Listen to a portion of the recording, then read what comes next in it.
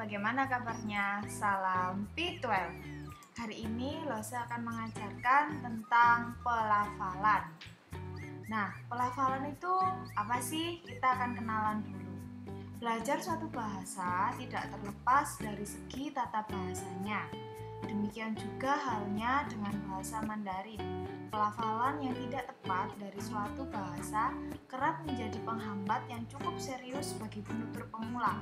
Penutur pemula di sini yang dimaksud seperti kalian, karena kalian baru belajar bahasa Mandarin. Terlebih, bahasa Mandarin memiliki berjuta-juta kata dengan intonasi yang berbeda-beda. Untuk bisa bertutur dalam bahasa Mandarin secara baik dan benar, maka seseorang perlu mempelajari tata bahasa yang baik dan benar. Pelafalan dalam bahasa Mandarin dibagi menjadi dua, yaitu pelafalan huruf vokal dan pelafalan huruf konsonan. Mengapa ada perbedaan pelafalan antara bahasa Indonesia dan bahasa Mandarin? Bahasa Mandarin mempunyai perbedaan sistem dan lambang bunyi yang berbeda dengan bahasa Indonesia. Perbedaan bunyi antara kedua bahasa itu disebabkan oleh adanya bunyi bahasa di dalam bahasa Indonesia yang tidak dimiliki oleh bahasa Mandarin. Begitu pula dengan lambang bunyi kedua bahasa tersebut juga tidak sama. Bahasa Mandarin menggunakan lambang bunyi yang disebut aksara Mandarin atau biasa kita menyebutnya Hanzi yang memiliki nada. Nada seperti yang kemarin, video yang kemarin sudah Losa berikan ke anak-anak. Sedangkan bahasa Indonesia menggunakan lambang bunyi yang disebut abjad dengan tulisan Latin. Nah, kita sekarang akan berkenalan dengan huruf konsonan dan huruf vokal dalam bahasa Mandarin.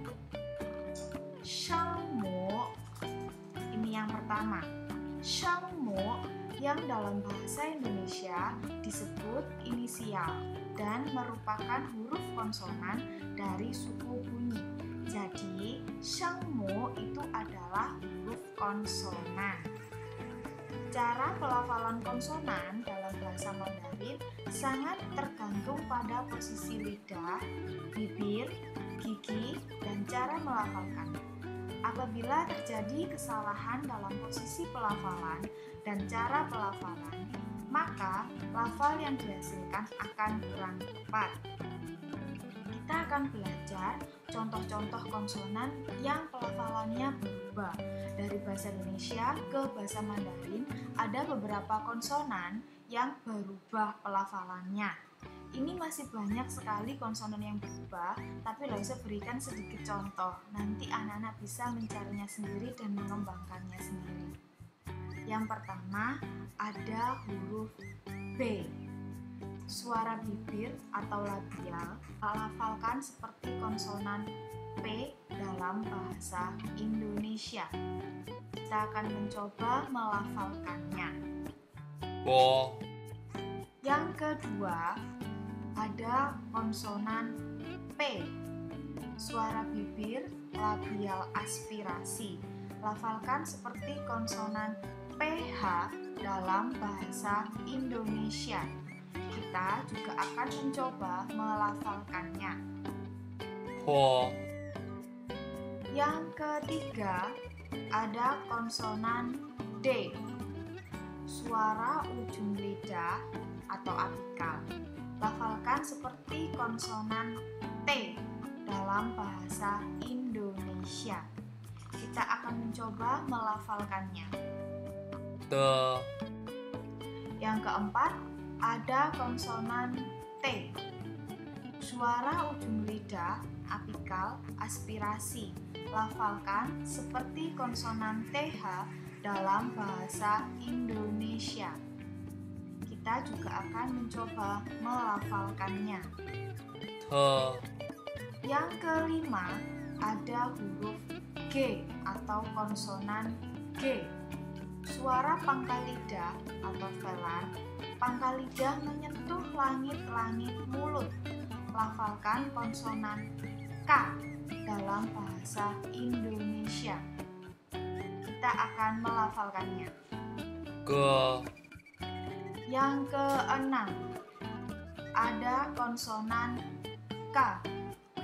Suara pangkal lidah atau velar aspirasi. Pangkal lidah menyentuh langit-langit mulut. Lafalkan konsonan KH dalam bahasa Indonesia. Kita akan melafalkannya. Ke. Selanjutnya, yang ketujuh, ada konsonan C. Suara badan lidah atau dorsal. Lafalkan seperti konsonan C dalam bahasa Indonesia. Kita lafalkan. Ji. Selanjutnya, yang kedelapan, ada konsonan Hi. Suara badan lidah dorsal aspirasi. Lafalkan seperti konsonan CH dalam bahasa Indonesia. Mari bersama kita dengarkan, kemudian kita akan lafalkan. Ci. Yang kesembilan, konsonan X. Suara badan lidah dorsal. Lafalkan mirip konsonan S dalam bahasa Indonesia. Namun dilafalkan dengan badan lidah, bukan dengan ujung lidah. Mari bersama didengarkan rekaman berikut ini, karena X dan S itu sangat berbeda cara pelafalannya. Si. Kemudian ke-10 ada ZH. Suara lidah ditekuk ke langit-langit mulut. Setelah lidah ditekuk ke langit-langit mulut, lafalkan konsonan Z. Mari didengarkan bersama-sama. J. Ke-11 ada CH. Suara lidah ditekuk ke langit-langit mulut, aspirasi. Setelah lidah ditekuk ke langit-langit mulut, lafalkan konsonan CH. Mari kita dengarkan. Ch. Nah, yang ke-12 kembali lagi X. Suara badan lafalkan mirip konsonan S dalam bahasa Indonesia, namun dilafalkan dengan badan lidah, bukan dengan ujung lidah seperti tadi. Yang ke-13 ada SH. Suara lidah ditekuk ke langit-langit mulut. Setelah lidah ditekuk ke langit-langit mulut, lafalkan konsonan S. Ini berbeda dengan saat kita melafalkan konsonan X. Mari kita dengarkan bersama-sama. Sh. Ke-14 Z. Suara lidah pada gigi depan bagian dalam. Ujung lidah menuju gigi atas bagian dalam, lalu lafalkan konsonan Z. Mari kita dengarkan. Z. Ke-15 YI. Dalam bahasa Indonesia, kita pasti membaca huruf ini dengan Y, tapi yang betul adalah I. Ke-16 ada U. Lafalkan seperti vokal U. Kita lanjutkan. Ada Yinmo. Yinmo disebut juga final, merupakan huruf vokal dari suku bunyi. Vokal dalam pinyin memiliki banyak kesamaan dengan vokal dalam bahasa Indonesia. Vokal dalam pinyin juga memiliki vokal tunggal, vokal ganda, dan vokal dengung. Jadi anak-anak, yang banyak berubah pelafalannya itu ada di shengmu, ada di konsonannya. Mari kita bersama melihat ada apa saja di yinmu atau vokal. Yang pertama, kita belajar contoh yinmu atau vokal tunggal. Yang pertama ada vokal A.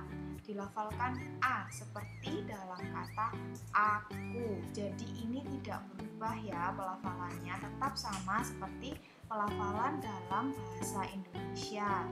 Yang kedua ada I. Dilafalkan I seperti dalam kata ibu. Yang ketiga U. Dilafalkan U seperti dalam kata udara. Yang keempat E. Dilafalkan bisa E seperti dalam kata entah, dan dapat dilafalkan seperti E dalam kata enak. Kelima, ada O. Dilafalkan O seperti dalam kata orang. Nah, ini agak sedikit berbeda yang keenam. Ada umlaut namanya. Titik 2 di atas huruf U itu disebut umlaut. Pengucapannya lebih dahulu lafalkan vokal I. Kemudian rubah posisi mulut menjadi vokal U.